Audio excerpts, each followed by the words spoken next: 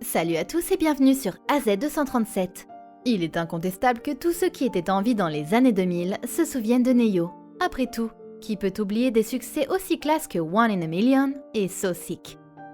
Neo a ce pouvoir qu'il a démontré à travers sa musique, de donner envie à ses fans de tomber amoureux ou tout au moins d'être admiratifs de ses performances pleines d'âme. Mais qu'en est-il de la vie amoureuse de l'homme lui-même ? Eh bien, entre un mariage raté et une relation brisée, disons simplement qu'il y a pas mal de choses à couvrir. Voici son histoire. Mais avant de commencer, j'aimerais vous rappeler qu'après avoir regardé cette vidéo, vous pouvez faire un tour sur notre chaîne pour découvrir de nombreuses histoires à la fois incroyables, intéressantes et émouvantes. Et n'oubliez pas de vous abonner à la chaîne et d'activer la cloche de notification si vous êtes nouveau parmi nous. Neo nous a donné un autre bon exemple d'amour jeune et précoce, puisqu'il s'est brièvement marié à l'âge de 19 ans. Mais ce qui est tragique, c'est que quelques mois plus tard seulement, son mariage s'était effondré. Qu'est-ce qui avait provoqué l'effondrement des nouveaux mariés ? Sa bien-aimée à l'époque lui avait demandé de choisir entre elle et sa carrière musicale. Il avait parlé une fois à TMZ et avait affirmé que la musique était l'une des seules choses qu'il avait toujours aimées honnêtement, ce qui l'avait poussé à choisir sa vie d'artiste plutôt qu'elle. Pour le citer lui-même, « Maintenant, je suis ici et je ne sais pas où elle est ». Bien sûr, sa vie de célibataire n'a pas duré longtemps, car sa prochaine relation sérieuse a suivi en 2009. Une rencontre fortuite avec Monietta Shaw lors d'un concert de Jamie Foxx en Louisiane. Cela avait provoqué l'étincelle initiale. Ce qui a facilité les choses, c'est le fait qu'ils avaient des amis communs, que Neo avait utilisés pour reprendre contact avec elle. Un jour, il l'a invitée à passer un peu de temps avec lui dans son bus touristique. Il ne savait même pas si elle était ouverte à l'idée d'être tout de suite intime avec lui. Mais il a été surpris de constater à quel point Monietta était décontractée. En discutant, ils ont réalisé qu'ils se parlaient comme s'ils étaient amis depuis des années. L'alchimie entre les deux était incroyable. Pendant une longue période, la relation entre Neo et Monietta était strictement platonique. Cependant, avec le temps, leur amitié s'est transformée en quelque chose de plus. Monietta avait déclaré une fois au New York Post que Neo lui avait demandé de sortir avec elle à plusieurs reprises, jusqu'à ce qu'elle décide finalement de dire oui.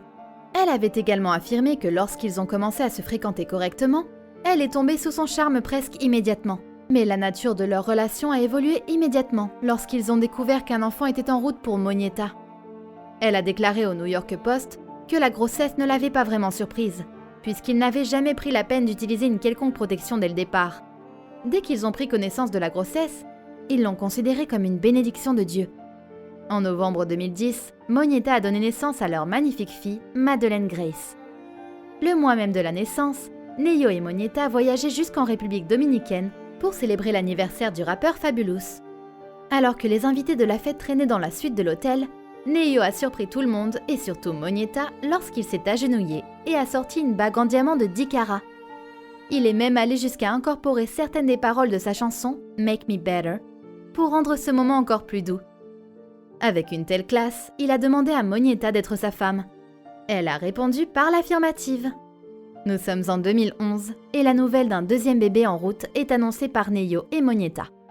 Alors que beaucoup s'attendaient à ce que cette période soit aussi joyeuse que la première, Monietta a déclaré plus tard au New York Post que Neo n'était pas aussi présent que lors de la première grossesse. Elle était à Atlanta alors que lui passait la plupart de son temps à travailler à Los Angeles. Elle a déclaré qu'elle voulait déménager toute la famille à Los Angeles afin de réduire la distance et de donner à la famille la chance d'être réunie. Mais Neo est resté ferme dans sa conviction que ses enfants devaient grandir à Atlanta. N'y étant pas parvenue, elle dut s'habituer à le voir chaque fois qu'elle le pouvait, en lui rendant visite à Los Angeles. Bien sûr, les voyages deviennent impossibles à mesure que l'on progresse dans les étapes de la grossesse, et c'est exactement ce qui est arrivé à Monietta. Neo avec l'étrange conviction qu'après la naissance de leur belle-fille et avec un garçon en route, leur famille était complète. Monietta a affirmé que dans les mois précédant l'accouchement, Neo lui parlait constamment de stérilisation. La conversation se terminait par le fait que Neo voulait subir une vasectomie. En signe de confiance qu'il était prêt à mettre tout son cœur dans la relation qu'ils avaient. Octobre 2011 a marqué la naissance de leur fils Mason. Neo était présent dans la salle d'accouchement. Le couple a même partagé un joyeux high-five à l'intérieur. Alors que les médecins terminaient leur travail dans la salle d'accouchement, Monietta leur a immédiatement déclaré qu'elle voulait ligaturer ses trompes de Fallope. Cela a choqué tout le monde, car elle signifiait que Monietta ne pourrait plus accoucher. Bien qu'il y ait de rares cas où il est encore possible de le faire, Le fait qu'elle avait accepté de passer par ce processus à l'époque en disait long sur la valeur qu'elle accordait à ce qu'ils avaient. Les médecins ont demandé à de nombreuses reprises si c'était vraiment ce que le couple voulait, et invariablement, le couple répondait par l'affirmative. Monietta a affirmé qu'elle pensait que Neyo avait tenu sa promesse, et qu'il s'était fait faire une vasectomie. Cependant, son mode de vie très actif après la naissance de Mason ne lui laissait pas assez de temps ni d'espace pour lui demander de confirmer. Elle a déclaré « J'avais tellement confiance en lui qu'il ne m'est jamais venu à l'esprit qu'il n'avait pas tenu sa promesse. » Le couple avait planifié leurs noces pour août 2013. Monietta s'était même donné la peine de visiter l'endroit qu'elle avait en tête pour s'assurer que tout se passe comme elle l'avait imaginé. Cependant, 2 mois avant le grand jour, un désastre a frappé. Neyo l'a appelée et l'a informée de nouvelles dévastatrices. « Je ne veux plus être monogame. » Même après une conversation en face à face, Monietta a rapporté qu'elle avait essayé d'arranger les choses, mais Neyo était inflexible sur son choix.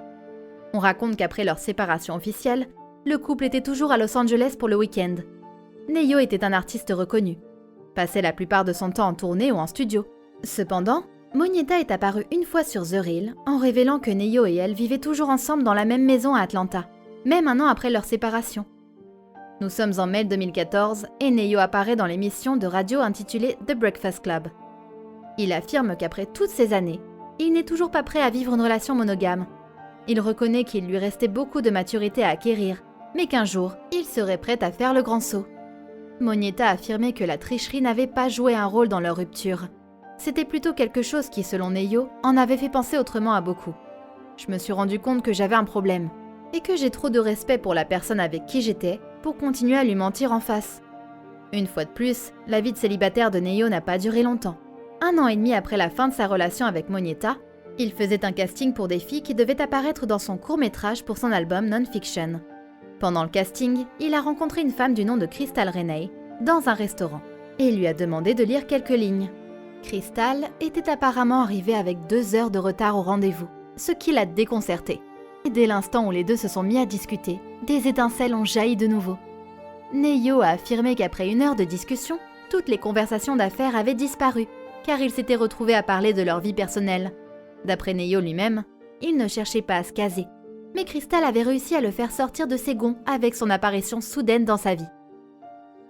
Avant que les deux ne sortent ensemble, Neyo affirma qu'il avait dit à Crystal « Je sais que je peux tolérer la beauté de tes cheveux, de ton sourire et de tes yeux. Je vais savoir si je peux supporter ce que je n'aime pas chez toi. » Ils ont commencé à se fréquenter à partir de ce moment-là. C'est là que les événements ont pris une autre tournure surprenante, alors que Neyo et Crystal célébraient la sortie de son nouvel album. Plus tard dans la soirée, il la demanda en mariage, et les deux se sont fiancés assez tôt. Neyo n'avait pas de bague à l'époque, mais Crystal a soutenu qu'elle n'était pas le genre de fille qui avait besoin d'une bague pour se fiancer. Elle a tout de suite commencé à planifier le mariage, et lorsqu'elle s'est rendue à son premier essayage, elle a appris qu'elle était enceinte. Le couple s'est marié en février 2016, dans un lieu offrant une vue imprenable sur l'océan Pacifique. Le plus triste, c'est que 2 invités n'avaient pas pu se rendre au mariage. Il s'agissait du fils et de la fille que Neyo avait eu avec Monietta. 3 semaines après le mariage, Crystal a donné naissance à leur fils, Schaffer Jr. Et ils ont également eu un 2e fils nommé Roman en juin 2018. Bien que le couple se soit séparé et annoncé qu'il prévoyait de divorcer en février 2020, la quarantaine de la Covid-2019 a fini par sauver le mariage. Ils se sont réconciliés et ont retiré le divorce de la table en 2021, car ils ont retrouvé l'amour l'un pour l'autre. On peut dire que la vie amoureuse que Neyo a menée jusqu'à présent est très mouvementée.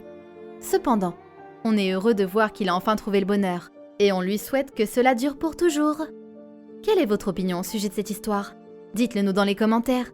Si vous avez aimé cette vidéo, alors cliquez sur le bouton j'aime et partagez-la autour de vous. À très bientôt sur AZ237.